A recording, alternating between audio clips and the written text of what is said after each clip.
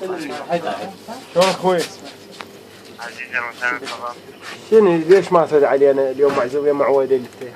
حاليا جاي اجاوب حضرتك. تفضل استاذ. اي بس بطيت. تفضل استاذ، حضرتك سؤال. تفضل استاذ. شريحتي هاي واقفة وحطيت لها رصيد واشتغلت البارحة بالليل. هذا خدمتين صراحة، ما نعبي له تعبئة رصيد حضرتك. اي هسه ايدك اسويها اذا احنا عواد اللي عندهم جاي متضحى وقاطع المياحي. نعم. اي والله. قلنا ليش لطيتوا عليك؟ لطيتوا علي دولارين ومن الساعة حاكيكم ما تردون. حاليا شيك رقم استاذ، ما عنده رصيد. ما بيها رصيد هساية؟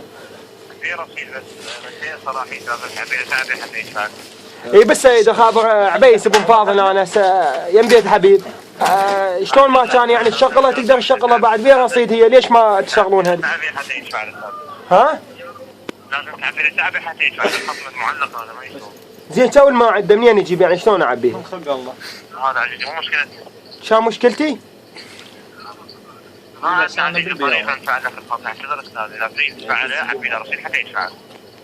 يعني لما عندكم لازم اعبي، صوادق ما يعطي بالدين.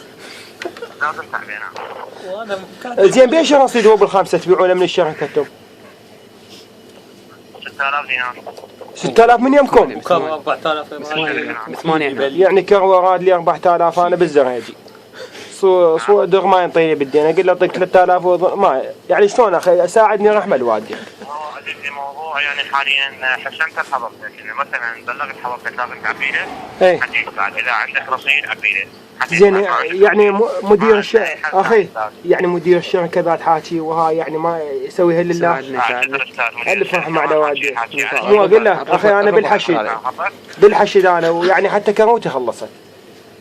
اعتذر استاذ ما اقدر اساعدك. رحمة لوالديك لا تخليها توصل زايد. ها؟ عيب اختك. خلاها يقطع